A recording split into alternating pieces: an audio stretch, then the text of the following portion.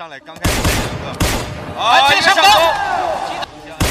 击负，到了角落了，有机会，打反，破防，后手，地下后手很重，直接中击比赛。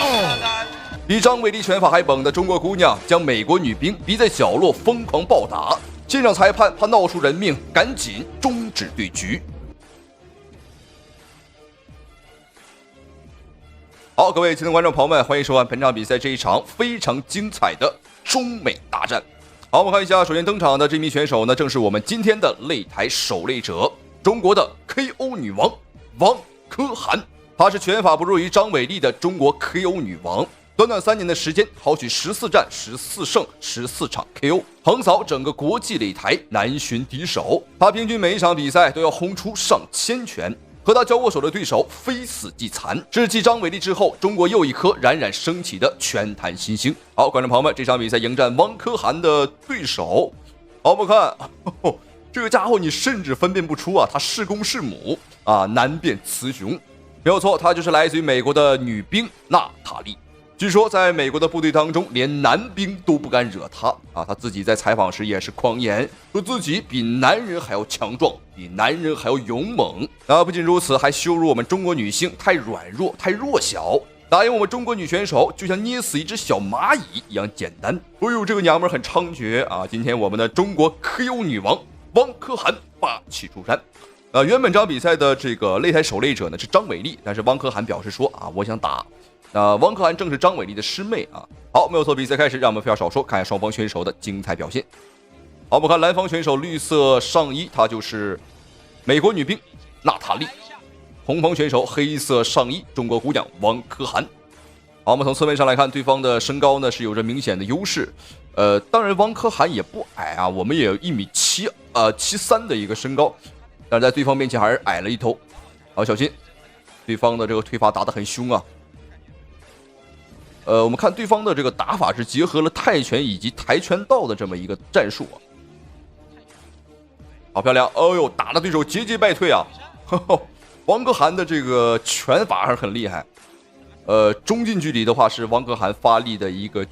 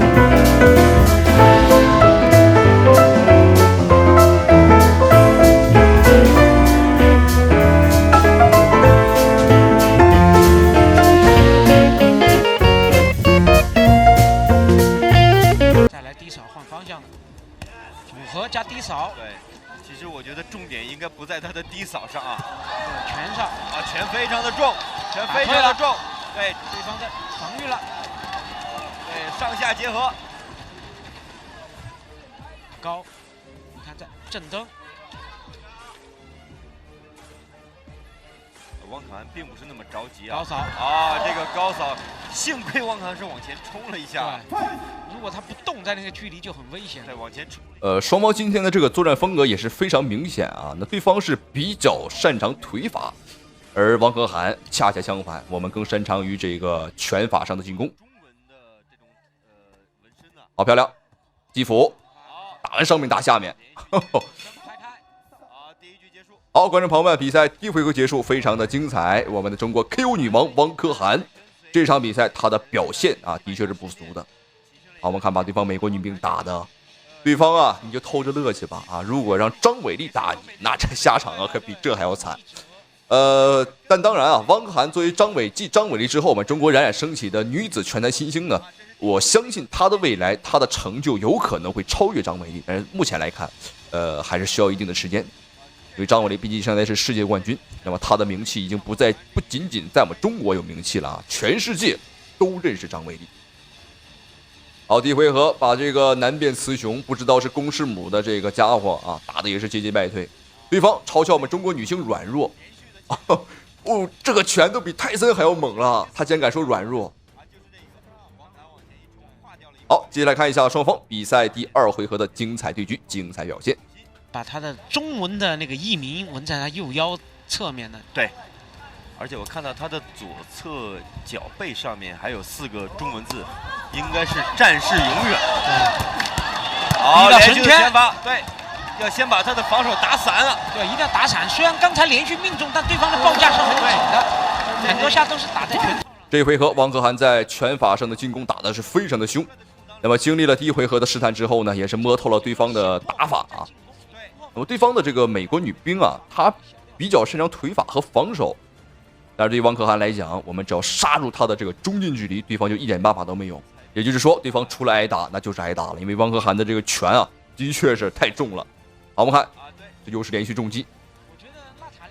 汪可涵也有腿法，但是他并不太爱用啊，把所有体能还是放到这个拳法上。而在第一回合，汪可涵是没那么容易压到那个距离的。对，而且第2局上来以后，汪可涵把节奏明显的加快了。也就是汪可涵对节奏的分配上也非常的有效。对，而且汪可涵并不是他每次都是急于进去，如果对手强行进攻的时候，他会后撤，或者是向左侧或者向右侧的这样交换。那么现在来看，对方美国女兵呢是相当的被动啊，是被我们中国的姑娘汪可涵啊牵着鼻子去走，而她这个腿法明显是变慢了啊，而且力道呢也不是很足。哎呦，漂亮，读秒了，这一拳太重了，但是对方并没有被 KO， 裁判送给他一次读秒，这是一个上天赐给他的好礼物。汪可涵迫不及待，但是被裁判拉了回来啊。好，我们看汪可涵是想一鼓作气拿下对方的美国女兵，连拳带腿，这个时候开始使用腿法了，对对方的报价拿得非常的紧，要先打开这个防守啊，然后再去想办法去 KO 对方，要不然的话你这个拳啊只会打到对方的拳套上啊，这个防守上。汪可涵还在追，对，还有对手的高扫啊，也是挡住。就变现高扫，对，诡异。这几下是挡住的，这几下是其实挡住的。啊，这一下滑倒，这是滑倒。我觉得汪可涵应该多增加一些横向的移动啊，没错，不要让对手在退防的时候。对。啊，击腹再击腹。哎呀，这个前手接的有点慢啊。啊，后手中了，打得摇晃了。我们看这个美国女兵现在是连连后退，哦，这被打的完全啊不敢去反抗了，还在跑。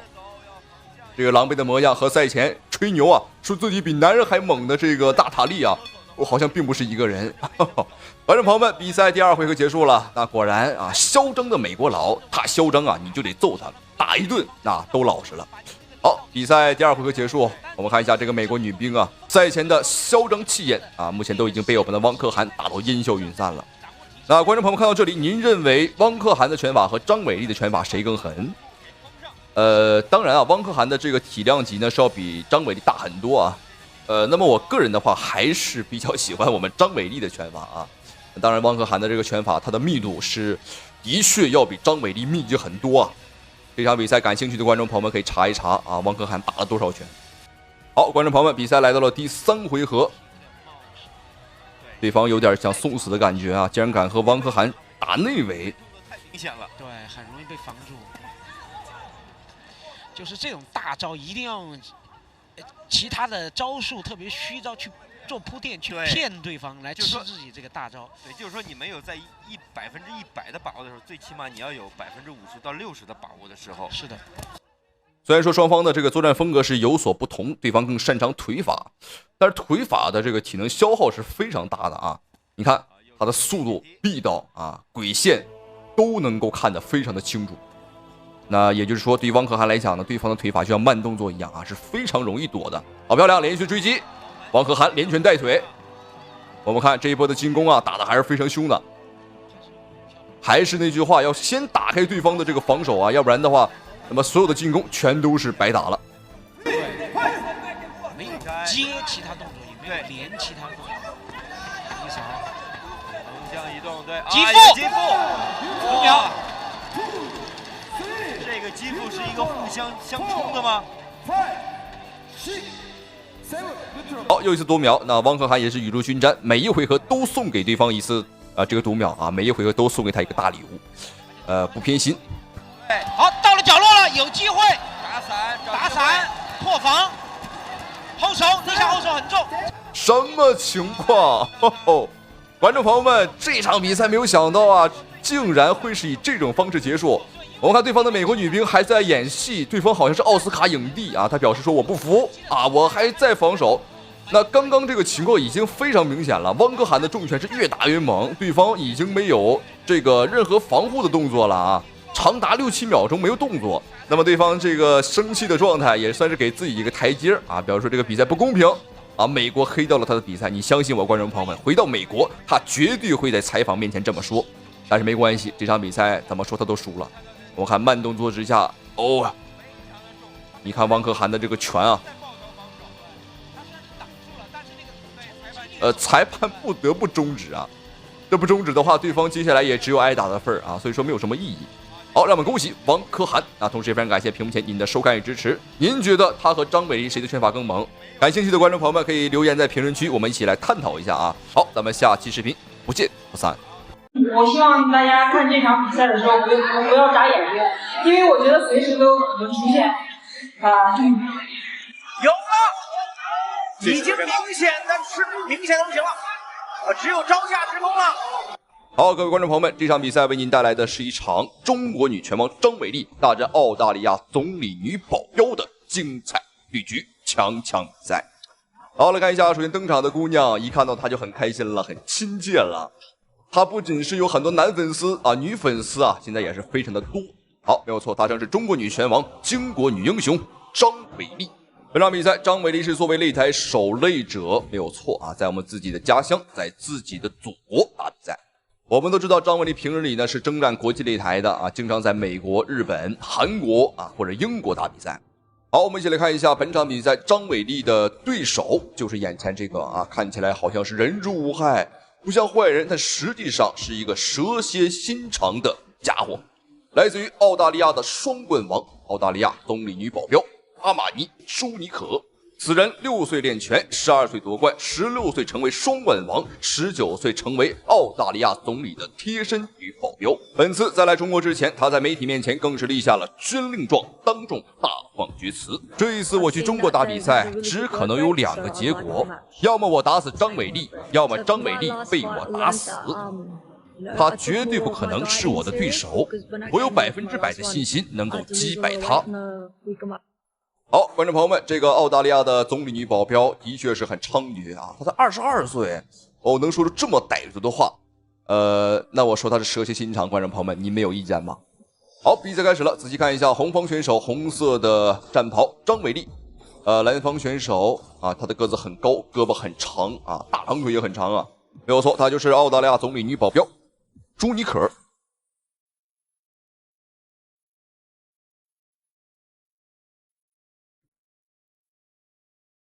双方完全是2种作战风格啊，对方的话是偏泰式啊更多一些，而张伟丽是偏散打啊更多一些和传统武术。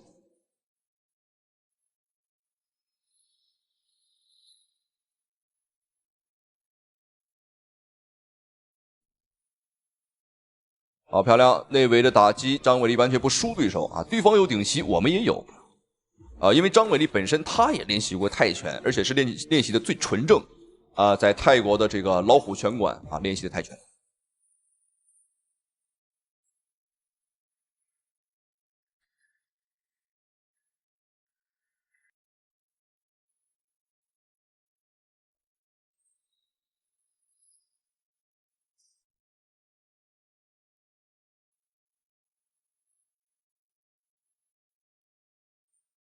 哎呦，旋风踢！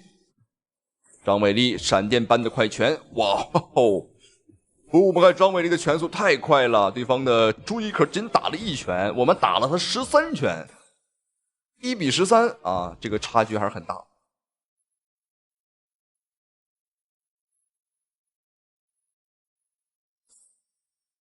这是个犯规动作啊，对方有一个箍头顶膝，那么这个在规则当中啊是不允许的。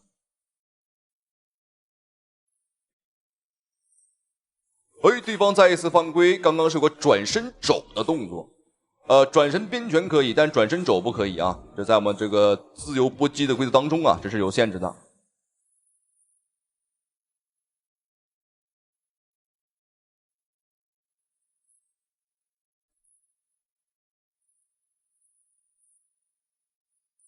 我们看对方很明显了，这个是有点忌惮和张伟丽来拼拳。的确，我觉得换作是任何人啊，都不会选择和张伟丽去拼拳。好，你看，稍有不慎啊，张伟丽的拳头就轮过来了。好的，继续打。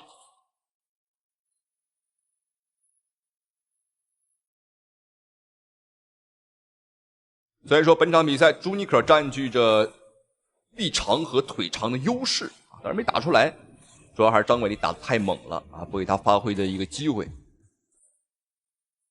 好，观众朋友们，比赛第1回合结束了，非常的精彩。那么张伟丽是绝对的优势，拿下了第1回合。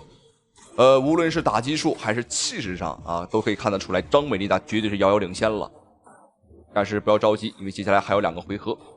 赛前，这个澳大利亚的总女保镖呢狂言，她说呢，今天不是我打死张伟丽啊，就是张伟丽被我打死。观众朋友们见过狂的，但是绝对没见过这么狂的啊！可以说这张伟丽有史以来见过最狂的选手了。之前有很多人说呀，要么说抢走张伟丽的冠军啊，要么说把张伟丽打到退役，但是听说把张伟丽打死的啊，这是头一个。好，观众朋友们，接下来比赛马上要来到第2个回合了啊！也希望您呢不要吝啬您发财的小手，点上一个赞啊，为张伟丽加油打气。很不容易啊，张伟丽的确很不容易，从一个打工妹儿啊打到了世界冠军，10年磨一剑啊，其中的辛酸呢是非常之多。好，比赛第2回合。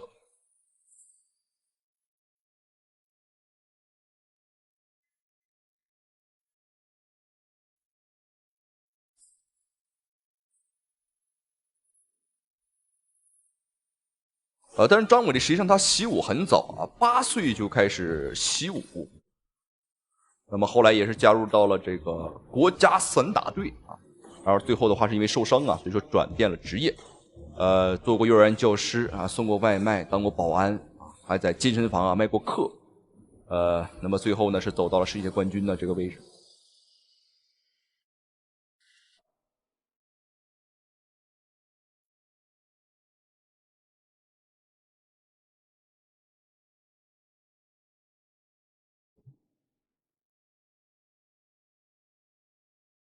对方在速度上是慢了张伟丽一大截，跟不上，也防不住。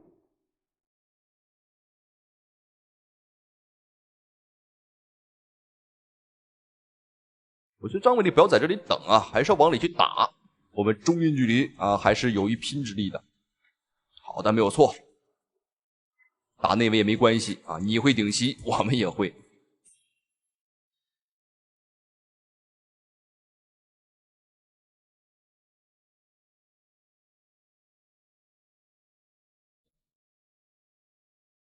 哎呦，又是旋风踢！张伟丽本场比赛很喜欢用这一招啊，但是目前来看是没有太有效的一个命中。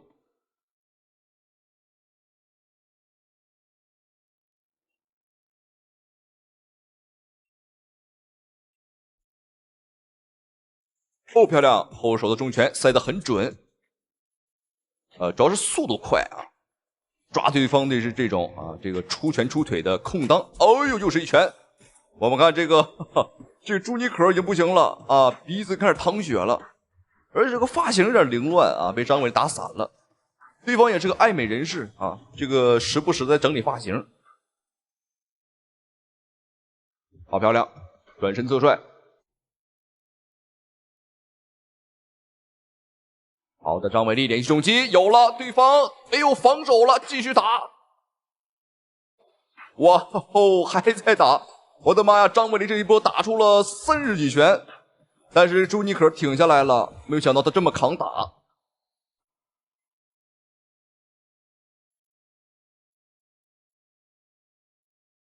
好，还有最后半分钟的时间，漂亮，打得真准啊！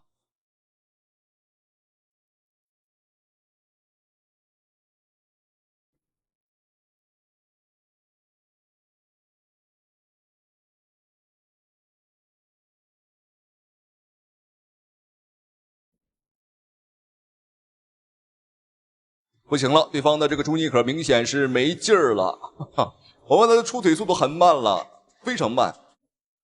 好，观众朋友们，比赛终于结束。本场比赛，张伟丽和对方的澳大利亚总理女保镖啊，大战了这个10分钟。那么最终的话，虽然说并没有产生 KO 啊，但是我觉得张伟丽的优势已经很明显了，而且我们打爽了啊，把对方打的是你看，披头散发，哈哈，哦，很精彩。那么对方赛前扬言说打死我们。这场比赛我能看得出来啊，张伟丽绝对是有手下留情啊，是收着劲儿在打啊，可能是要考虑到两国关系啊。好，恭喜张伟丽获得了最终比赛的胜利啊，同时也非常感谢屏幕前您的收看与支持。好了，观众朋友们，咱们下期视频不见不散。给我瞄准了打 KO。张伟丽一脚爆头闯下擂台血案，对手当场猝死擂台，现场插上氧气开始抢救，生死未卜。好，各位亲爱的观众朋友们，这场比赛呢是为您带来一场非常精彩的中德大战。好，没有错，眼前这名选手就是来自于德国，人送外号德国版张伟丽的莉莉亚·卡扎克。好，虽然说他有着这么一个外号，但是在赛前接受采访时啊，这个家伙却表示，下一场比赛你的对手就是张伟丽了，你有什么想对他说的吗？什么张伟丽，我根本就不认识他，但是他敢当我的对手，我就敢3拳把他打进棺材里，绝对不是开玩笑。好，观众朋友们啊，可以说是很久没有见到这么嚣张的人了，甚至要比这个美国和日本人啊，甚至比韩国人还要嚣张。好，这场比赛希望他一会儿挨揍的时候啊，千万不要哭出来啊，因为你哭出来，我们也不会搭理你。好，没有错呢，接下来有请我们的中方选手，我们的中国女拳王张伟丽闪耀登场。没有错，张伟丽登场，全场的灯光必须换成红色啊，因为这是代表我们中国红，同时也是张伟丽最喜欢的一个颜色。好，来自于我们中国的黑虎搏击俱乐部啊，1990年出生于河北邯郸的张伟丽啊，她不仅是中国的王者，而且她现在是世界的王者。好，这场比赛看张伟丽状态很放松啊，这说明一个问题啊，说明他没有把对手呢放在心上，甚至还在随着音乐啊去摇摆。观众朋友们，我们仔细来看一下张伟丽的这个臂围，也就是他手臂的这个粗细啊，和对方他面对面站的这个男人啊，这个身高9尺的壮汉还有粗啊，张伟丽的这个胳膊呀，哦呦，粗的吓人。好，首先张伟丽面对对方德国女选手的挑衅啊，张伟丽是霸气表态，你不认识我没关系啊，我会让你认识我的双拳，我的拳头。好啊，还是非常的霸气。好，没有错，比赛已经开始，让我们废话少说。红方选手张伟丽，蓝方选手莉莉亚·卡扎克，德国女拳王，没有错啊，粉丝叫背心儿。就这个家伙在德国的话有一个外号啊，被称为啊德国版张伟丽。这就很清楚就说明了啊，他是比张伟丽要低一级的啊。但是对手却装糊涂啊，揣着明白装糊涂，说我不认识张伟丽，我不认识他啊，但是我要打他。好，有机会，张伟丽的地面对局。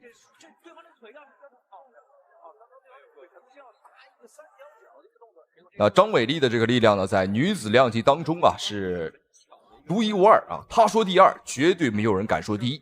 这个不是我们吹牛。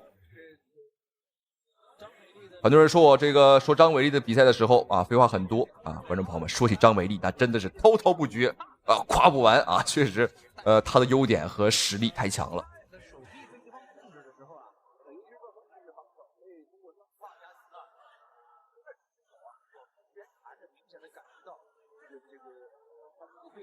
对方德国选手的下位处理呢很简单啊，就是想做一个全方位的防守，想要限制张伟丽的这个进攻。那张伟丽也一直在尝试啊做侧方位的转换。我看转到侧位之后啊，砸手就是张伟丽最终的目标。我们看，开始了。侧面控制，起长对方做一个起桥借着起桥，你看做了一个高位起手，顺势给划过去。对方做了一个翻转。拿到后背之后的张伟丽并不是很着急，先做砸击，先去消耗对手的体能。对手的这个体能储备啊，我们不清楚啊，但是跟张伟丽比，那估计是应该是比不过啊。哦，什么情况？这个时候对手还敢反击？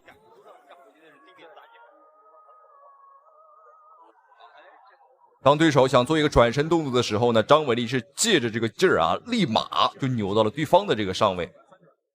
啊，这个地面技巧呢看似粗糙，但实际上是充满了细节。两个人呢实际上啊都是爆发型选手，要不然不可能被称为这个德国小张伟丽啊。好，张伟丽尝试做裸脚，拿背之后，张伟丽的扣呢搭的并不是很死。好，这个扣有了，腿部的扣有了。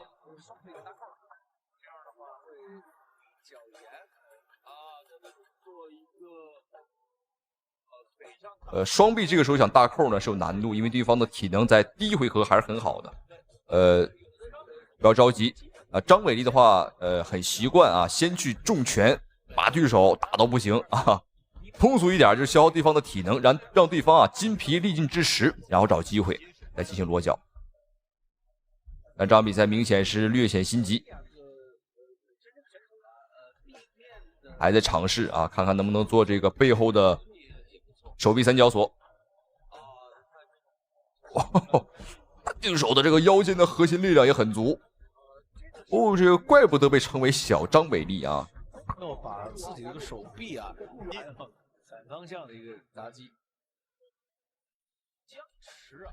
好，最后半分钟的时间，第一回合5分钟的对局，对手被张伟丽按在地上啊，打了这个4分58秒，对方丝毫没有机会。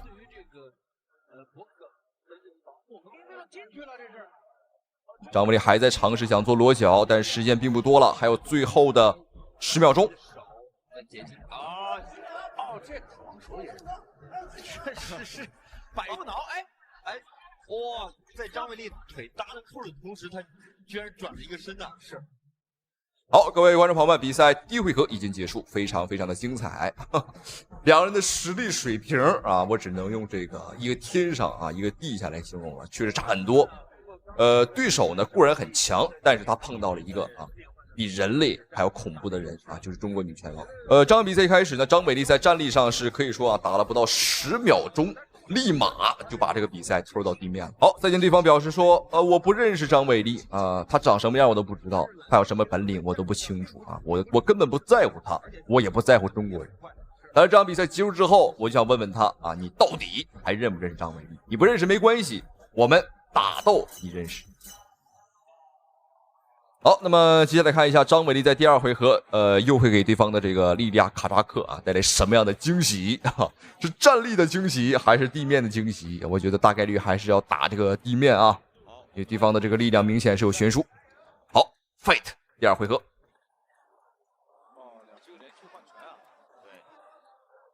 拼拳的话还是要小心，因为双方的这个臂力呢都很足。蓝方选手确实有俄罗斯种族这种凶悍的这种味道啊，是这种大白，又是一个很漂亮的过摔。好，没有错，又是地面。对方想逃，但是很难，又逃不掉啊。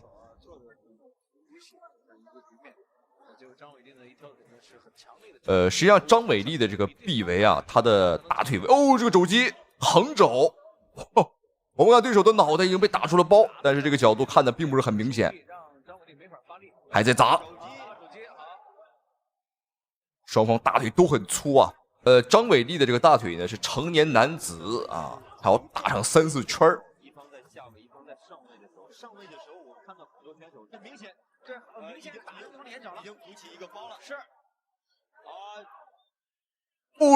单臂拎起对手，这个张伟丽解决，这个缠斗的方式和解决对手的这个裸脚的方式啊，很干脆啊，很简单，很暴力，没有什么过多花里胡哨的技巧啊，直接把对方啊给砸开了。对，就会有一个经典的例子，就是把对方整个的高高举起，然后摔在地上，把对方砸倒，对，直接砸晕对手。在掐情啊是这个莉莉娅的双腿大扣。好，已经过去了半回合的时间，对方的德国选手还在拼命挣扎，但张伟丽的肘击啊，这个你不认输，打死你都是有可能的啊。张伟丽的这个肘击呢，一般人还真吃不消。我们看对方头上，哦呦，这个大包啊，已经是个大血包，鸽子蛋大小。好，最后第二回合2分钟的时间，张伟丽想降服的话还有机会。连续的砸肘，但是这张伟丽选手很锁技的时候，张伟丽总是在第一时间能给他破坏掉。现场的裁判有点看不下去了啊，让双方呢是打一会儿站立，因为这个地面啊，如果再这么继续打下去啊，对手的这个下场会很惨。能不能被打死不好说啊，但是想活肯定是不好活。最后1分钟的时间，哎呦，什么情况？哇，一脚爆头，张伟丽这一脚，哎呦，应该是踢到对手的脖子上，因为我们很清楚的听到对方的这个脖子啊，甚至有断裂的声音。现场的急救人员赶紧上来抢救，我的天哪！我们看对方的脸，整个眼睛已经被要被打瞎了，而且这个头骨上方被打出了一个大包啊，和当年乔安娜几乎是同款，没有错啊。对方不认识张伟丽，张伟丽送给他一个同款的鹅蛋大包。好，这场比赛让我们恭喜我们的中国女拳王张伟丽战胜了德国嚣张恶女。那同时也非常感谢屏幕前你的收看与支持。好了，咱们下期视频再见。比张伟丽拳法还猛的中国散打一姐，追着老外暴打整整15分钟，打了对手满脸挂血，吓得现场裁判赶紧终止对局。好，各位亲爱的观众朋友们，欢迎收看本场比赛这一场非常精彩的中澳大战。没有错，中国大战澳大利亚。好，我们看一下首先登场的这名选手呢，我相信如果你熟悉散打，对他肯定是不陌生了啊。他就是我们中国的散打一姐王聪。好，王聪这个姑娘的确非常的厉害，在我们中国的女子散打界呢，她取得了非常辉煌的成就。而且王聪当年击败过的对手呢，也都是顶级高手啊，包括现在的 UFC 世界女子营量级别的冠军，卫冕过7次的舍甫琴科子弹姐，当年也输给过王聪啊，也是王聪的手下败将。好，那这场比赛是王聪转战到综合格斗的第3场比赛。那前2场王聪是非常顺利以及碾压性的态势拿下了对局。好，我们看一下本场比赛王聪的对手呢，就是眼前这个长得非常壮的来自于澳大利亚的顶级选手阿梅娜。好，他的年纪的话要比这个王聪要年轻一些。好，我们看比赛已经开始，来看一下双方选手的精彩表现。好，我们看一下蓝方选手穿着白色背心的便是中方选手王聪，红方选手黑色背心的便是澳大利亚选手阿梅娜。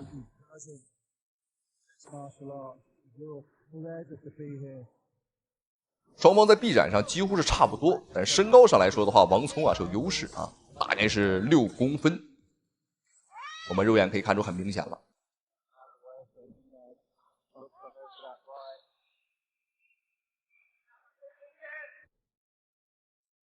双方一上来都很稳，因为2个人目前呢都是一个连胜的状态啊。王聪呢是刚转战中国格斗是2连胜，对方的话目前是3连胜的一个状态。好漂亮！哦呦，王聪差一点把对方这个撂翻在地上。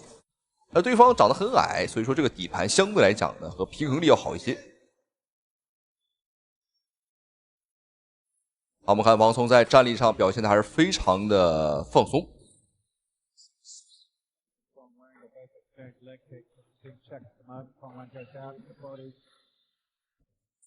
好漂亮，拳速上是有着明显的一个优势。王聪的战力水平啊，观众朋友们是绝对是不用质疑。就算拿他和张伟丽比起来，也有过之而无不及。张伟丽现在的话是一个综合实力相对来讲较强，我们有地面啊，有摔跤，有柔术。而王聪呢，刚转战到综合格斗，所以说呢，他的地面能力和摔跤能力可能会差一些，但是战力水平，观众朋友们绝对是世界一流。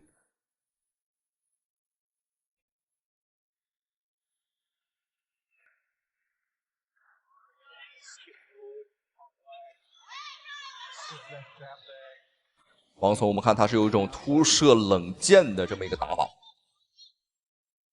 假动作不是很多，而且他的虚晃包括步伐呢也不是非常的频繁，但是他会突然的冲过去。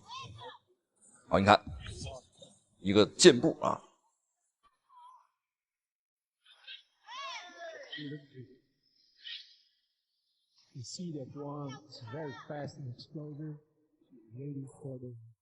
好，比赛的第一回合已经过去了一半的时间，但是看双方现在的状态呢，好像都不是很想打地面啊，想把这个战力进行到底。但是对方这个选择是大错特错了啊！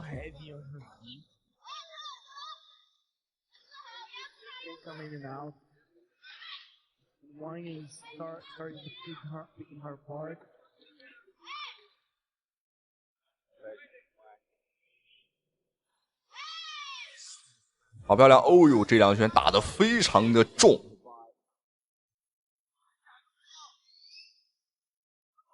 比赛开始到现在，虽然说擂台很大，但是王聪呢是不断压缩对方的一个移动空间。那么现在已经把对方逼到了笼边了，哈哈。退无可退，只能是连续的我们看左右移，左右的移动。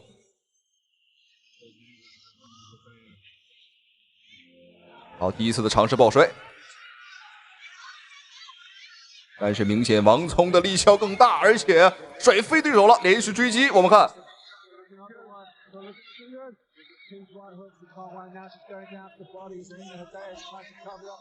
好，双方的第一波笼边对局，看一下王聪他的近身的缠斗水平怎么样？前两场比赛王聪在近身的缠斗上并没有看到太好的这个优势啊，但是他的防抱摔能力是很强的。好，还有最后1分钟的一个时间，我们仔细看对方的鼻子好像是被打出血了。再一次尝试想来抱摔，但是王聪这个长臂斩的优势打的对方也是不敢。哦，漂亮，侧踹，这是3打力的招式。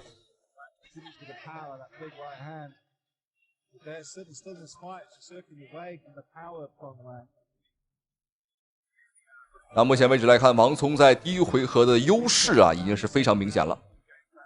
哦，这个角度看得很清楚。哦，这家的鼻子被打得鲜血直流了。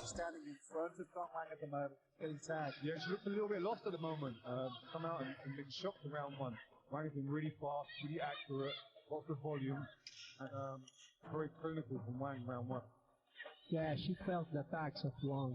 Wang was very good.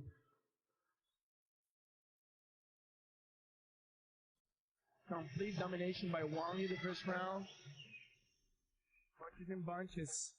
好，观众朋友们，比赛第一回合已经结束，非常的精彩。我们中国的散打女王王聪这是她转战综合格斗的第3场比赛打得非常的不错，而且她的战力水平的确太牛了。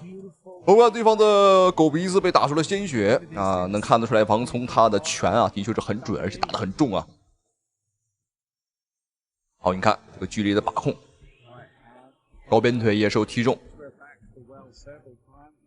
我个人感觉王聪如果说将来要和张伟丽见面打一场的话，观众朋友们这个还真不好说了的确是有一定的实力但是都是中国人，所以说呢，我们能不打尽量是不打尽量是打一些老外。好，接下来看一下双方比赛第2回合的精彩表现，精彩的对局。观众朋友们千万别看对方的这个阿梅拉第一回合一直是手足无措挨揍的状态，但是要小心了对方的师兄很厉害是 UFC 的一个顶级高手，叫做亚历山大沃尔卡多夫斯基，人送外号大帝也是 UFC 的冠军所以说人家也是师出名门，但是和这个王聪比起来，确实还是实力水平上有差距好了，看下双方第2回合的精彩表现，精彩对局，让我们废话少说， ground game is still a bit of an unknown. I did say last year she had a submission win on her record, but this is her only one. And in terms of the grappling program they've got at Freestyle, I would expect Nina to try and test out the ground game a little bit and see where Kong Wang's grappling is. 对方呢，比赛开始还是不敢和王聪呢进行正面上的一个对拼，不敢来拼拳。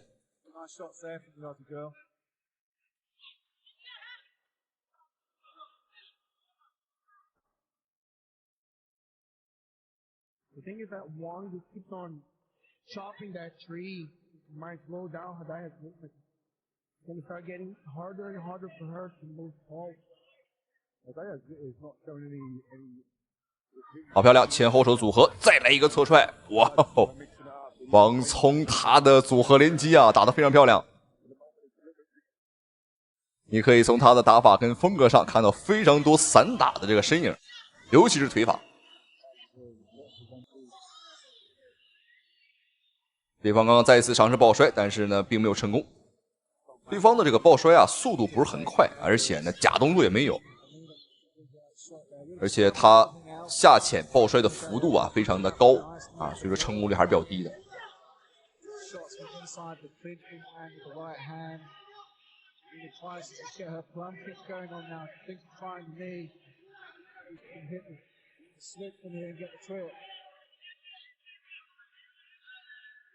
Better from Hadaya, but got to back up against defensive, some big shots from Kong Wang.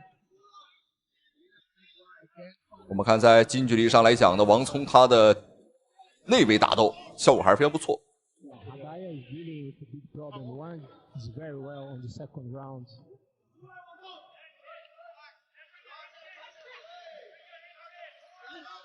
Kong Wang is trying to catch up to get the takedown. 我们看对方是铁了心啊，想和王聪打地面战，但是呢，他并没有把王聪扳倒。我们中国的女子拳击手啊，怎么都这么厉害？观众朋友们，原来我们国内还有可以和张伟丽媲美的这种选手啊！好，第二回合还有最后2分钟的时间，对方的阿梅拉已经是他的不仅是鼻血呀，这个脸都被打开口了。Came in. Oh, there's the range. Nice shot from the day. She's coming forward. She's got the front pinch on. Going to get some knees up the middle. Hadaya showing that legendary Aussie grit that we know we've seen from her in the past. We saw that in that 3-round war against Mona Fatuhi. These Aussies are the kind of fighters, a bit like the teammate Volkanovski. You've got to put them away because they'll come back and hurt you with that famous Aussie grit. And Hadaya showing that as Wang looks for a home for that left high roundhouse.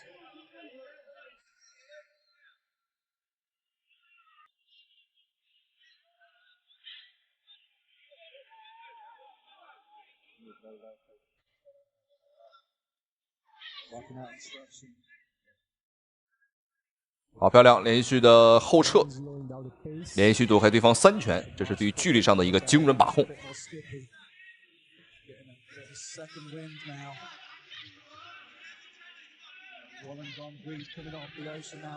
coming forward.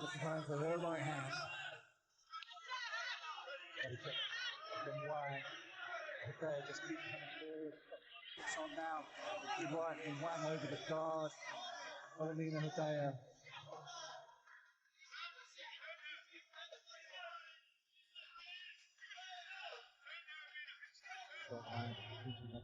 Okay. 双方再次龙边对局，但是王聪呢，看起来并不想和对方啊打到地面。即使到了内围战，我们还是不断的打击对方。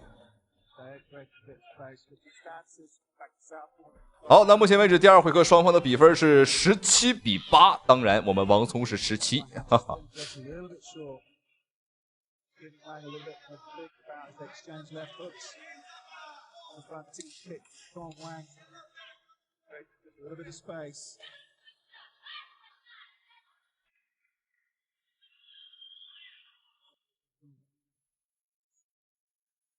好，没有错，观众朋友们，比赛第2回合已经结束。这场比赛的话，前2回合王聪都是以绝对性的优势拿到了这个胜点。所以说接下来的第3回合，我们可以散散步啊，这个吃吃烤串儿，溜达溜达，唱唱歌，结束比赛，我们就可以赢得今天的对局了啊！但是呢，还是要小心，我们只是开个玩笑啊，因为这是格斗擂台。你永远不知道下一秒会发生什么，你也不知道这场比赛的结果究竟会怎样啊！所以说呢，这个小心驶得万年船。但是我对这个王聪啊，真的是很有信心。因为我们看这个对手被王聪打的几乎是没有还手之力了啊，差距还是非常的大。好，接下来看一下双方第3回合的精彩对局。如果你支持王聪，如果你也支持中国选手，请你千万不要错过。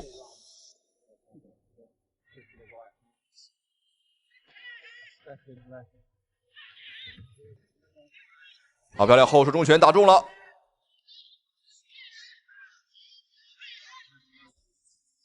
对方再次尝试抱摔，但是王聪呢根本不吃这一套，而且我们现在的话，我看王聪应该是没有受伤啊，反观对方就被打得狗血淋头。漂亮，前手点刺。这个擂台大的话，对于王聪的距离把控也是有优势啊。我们不断后撤，已经躲开了对方无数次进攻了。实际上，观众朋友们啊，双方虽然身高不一样，但是臂展上是一样长的啊，都是1.70米的一个长度。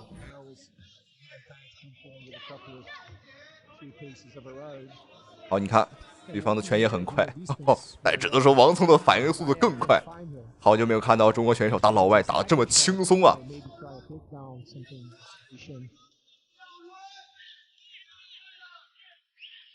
好漂亮，在换拳上王聪也是有优势。哎呦，很轻松！我的天哪，这个时候双方第一次地面对局，而且还是王聪给对方带入到了地面。要小心，对方这个角度是个断头台，但是是单臂的锁头，应该力度不是很大。同样的姿势，同样的位置，张伟丽当时打莱莫斯的时候啊，在比赛第1回合最后的几秒钟，也有同样的这么个场景。但如果刚刚是张伟丽的话，可能就要把对方啊直接举起来了。而王聪，我们看他是不想在这个方面上耗费体力。好漂亮，力量上的抗衡，对方的抱摔再一次无效。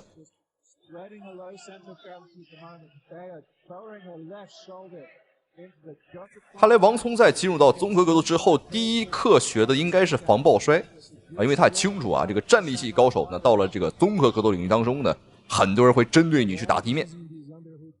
那王聪今天也就是非常好的啊，去规避了这一点。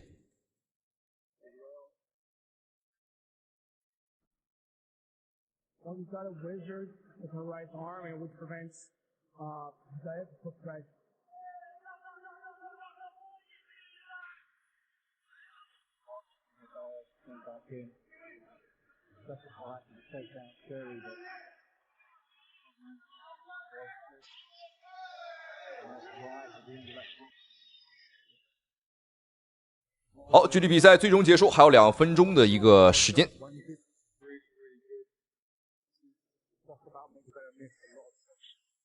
好漂亮，连续侧踹，这都是我们散打里的招式。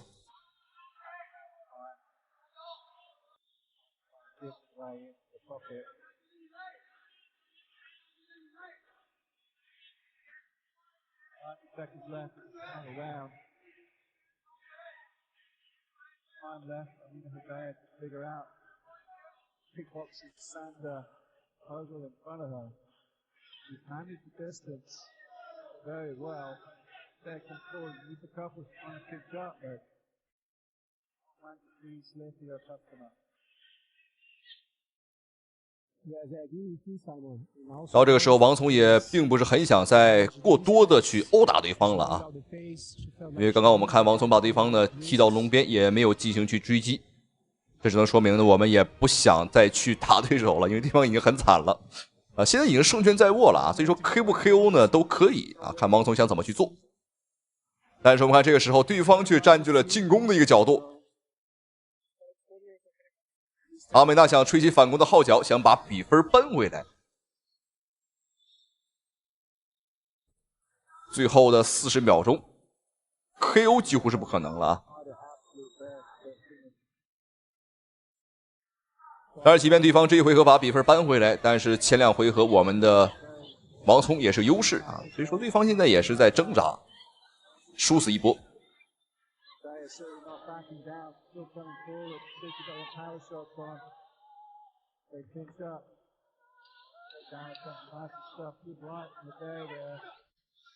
最后的10秒钟，哦呦，我们看，我的天哪，对方什么情况？这个额头上怎么被打出了血？反正朋友们，我们看对方被打成了血葫芦，这完全不是在夸张。什么情况？最后的10秒钟，王聪应该是打到了对方的这个额头的血管啊，打出了口子，非常的惨。好，我们的王聪反而是兵不见血刃，丝毫没有受伤。这场比赛的确打得非常的不错。那么这场比赛如果不出意外的话，最终的判罚应该是会给到王聪这场胜利。好，来看一下现场的打分裁判啊，双方的心情啊和状态，观众朋友一看就不一样。好，恭喜王聪。那么希望有一天王聪可以在国际擂台和张伟丽啊站在同一个擂台竞技。好，让我们恭喜。那同时非常感谢屏幕前您的收看与支持。好了，咱们下期视频不见不散。张伟丽被老外打得鼻血不止，一怒之下连砸30多手，当场打废对手，吓坏裁判。好，我们一起来看一下，首先登场的选手，他就是来自于巴西的拳坛悍将玛利亚·桑托斯。这个家伙这场比赛也是有备而来，杀气冲冲。好，接下来有请我们的中方选手张伟丽闪耀登场。这场比赛张伟丽是东道主，我们是主场作战来迎战对方的玛利亚·桑托斯。好，可以看到对方的玛利亚这个家伙赛前超重了啊，所以说被我们中方裁判扣掉1分。这也代表着这场比赛会更加精彩。为什么？因为你超重之后呢，扣掉的这1分很重要。那如果对方的玛利亚·桑托斯和张伟丽打成了平手的话，那么最终的判罚肯定是张伟丽获胜啊，因为张伟丽呢是有着1分的优势啊，对手被扣掉了1分。那据说对方的玛利亚·桑托斯很不服啊，他说我们中国的这个秤，观众朋友们，这个不准啊，为自己这个减重失败找借口啊，所以说扬言说今天要这个打废张伟丽啊，来报复我们中国。哎呦，对手这脑回路确实挺清晰的。好，比赛开始了。那今天的比赛是3回合的赛制，每回合5分钟的时间。对方赛前超重，比张伟丽呢重了1.7磅，大概是不到2斤。哦呦，对手的胳膊确实是长啊。要小心对手的这个换拳。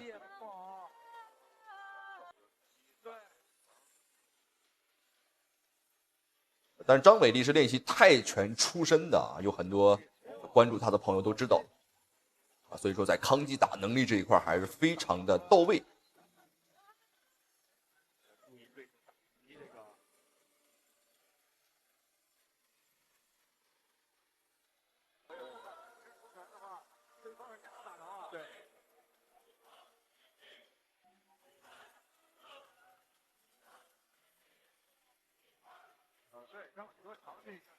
好，这个时候的张伟丽呢是保持一个8连胜的战绩，而且8场比赛，观众朋友们都是 KO 对手。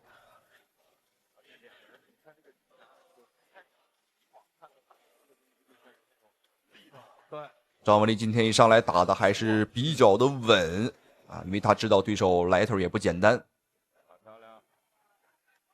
哎呦，这一下！可以看到张伟丽的地面处理很好，没有给到对方玛利亚·桑托斯太多的机会。这场比赛之前呢，观众朋友们啊，对方的玛利亚·桑托斯是刚刚在北京站啊打赢了一名中国选手啊，所以说赛前他称我们中国选手都是病猫，他一拳就能打翻一个。哎呦，巴西选手也挺爱吹牛的。哎呦，这一下不过年不过节，对方跪下了。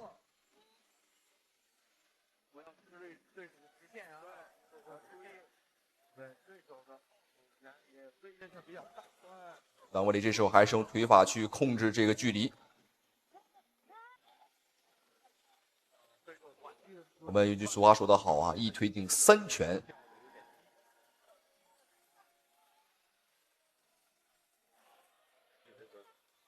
连续的踢腿呢，要破坏对方桑托斯的这个进攻节奏，要不然对方的这个远距离的把控跟点刺，确实对于张伟丽来讲呢，非常的不利。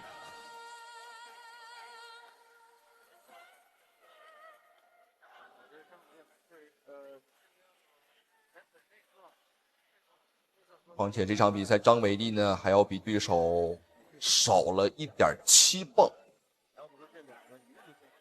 男子比赛那种味道啊。对，拿好防御啊，防御一定要拿好。出腿的时候啊，手要抬高，因为很可能对手会我硬吃你一脚，然后我罚你一拳。对，就打你这个迎击。对。你看，对方哦，你看，注意，果然就这意识啊。对方桑托斯非常符合巴西选手的一个特点，打法都是很粗糙，但是进攻啊很凶狠。哎呦，要小心！小心啊！最后的1分半。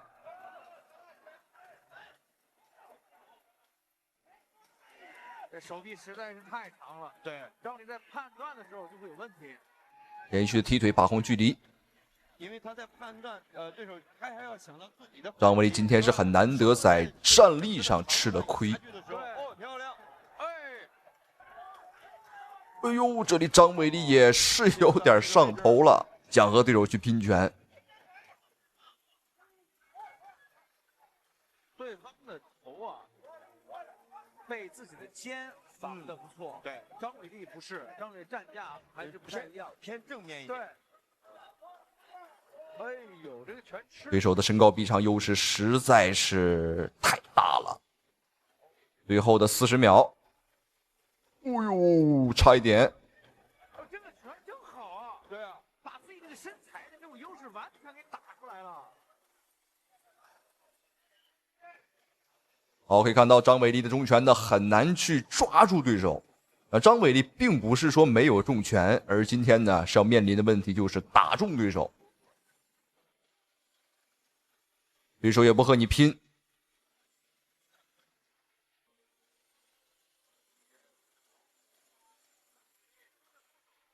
最后的5秒钟。哦呦，这里真的是虎口夺险。哎呦，这个时候确实是非常的惊险，因为张伟丽刚刚呢已经是很明显晃了啊，在比赛最后一刻。那这个我们平心而论呢，这个哨声啊确实帮助了张伟丽一把。对方桑托斯啊，刚刚有人往矿泉水往胸衣里边倒啊，这个啊可能是一种传统。这场比赛第一回合，张伟丽是打的比较艰难啊，对手呢身高臂长，包括体重呢都是有优势。我们张伟丽是身高1.63米，臂展165，而对方的这个臂展呢达到了惊人的1.76，那这个差距确实太大了。当时张伟丽接对手挑战的原因啊，只有一个啊，就是因为对手呢侮辱我们中国人是病猫，忍不了。哎呦，观众朋友们可以看到今天的美女时刻啊，大眼睛双眼皮儿，还是非常不错的。好，接下来看一下我们第2回合的表现。那现场的这个裁判啊，托马斯冯，那这个家伙的裁判风格呢是非常的好看啊。双方选手只要不出人命，他轻易是不会叫停，所以说今天也不会例外。所以说你可以看到张伟丽多次被重击啊，他并没有叫停。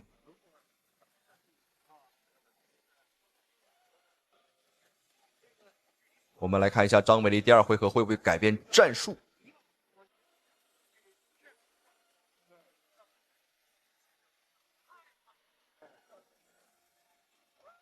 很想往里进啊，但是对手的把控确实是太远，而且张伟这边的鼻血已经被打出鼻血了。哦，近身拼拳，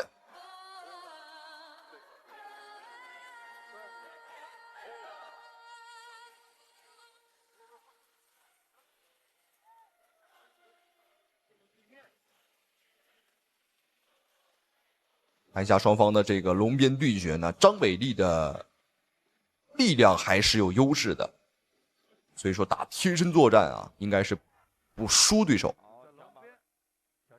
小心。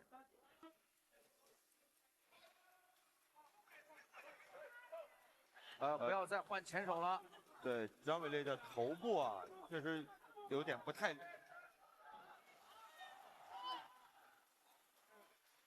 哦呦，这里直接将对手拖入到了地面啊，这属于生吃对手。对方喜欢把控距离，而张伟丽现在不给他距离，我们来近距离的接触。弹得很紧，对，注意啊。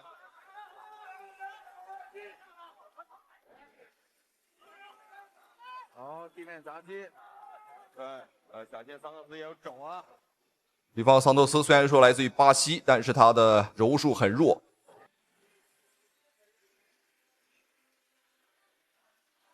看看能不能压进去，腿甩开。张伟丽现在这个鼻血啊，对，对自己影响很大。哎呦，又进入到地面，可以看出张伟丽今天是不想再放过对手了。但是对手的双手已经搭扣，但是位置，看起来并不是特别深。连续砸击，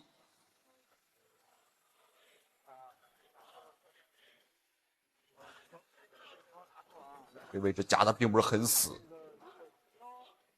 对手的鼻血也被打出来了啊！但张伟丽的这个鼻血啊，哎呦，观众朋友们看着确实很心疼。现在应该没问题了。对，压头，找机会抽腿。对，右肘。肘击。腿抽出来了。好，侧面。对。好，张伟丽终于是拿到了一个可以砸拳的位置，但是选择了砸肘。现在锤击、肘击、砸击。肘尖砸得很深啊！对手已经完全不反抗了，裁判还是不叫停。这个时候如果再砸下去，好，让我们恭喜张伟丽啊！如果再砸下去，观众朋友们，那就是只可能说呀，可能要殡仪馆的车可能要来了。好，这场比赛让我们恭喜张伟丽，今天也是完成了一个翻身仗，打了一场非常漂亮的翻身仗。那在第一回合呢，面对全面劣势的情况下，在第二回合呢，终于是抓住了一个机会。而且这个战术的制定啊也非常好，那这也是归功于他的教练团队，确实啊非常出色。好，果然一个人的成功呢并不是偶然的。好，让我们再次恭喜我们的中国女拳王张伟丽斩获了这场比赛最终的一个胜利，很精彩，而且也是以绝对性的一个优势把对手的眼睛啊给打爆了。好，我们一起来看一下刚刚的终结回放啊发生了什么，一肘两肘。我的天哪，张伟丽这个时候没有选择砸拳，因为他知道对手的防守很死，那打拳是打不进去的，所以说选择了砸肘。哦，台下的观众已经看嗨了，那我相信屏幕前的您看的也很过瘾。好，让我们再次恭喜张伟丽，同时也非常感谢屏幕前您的收看与支持。好了，咱们下期视频再见。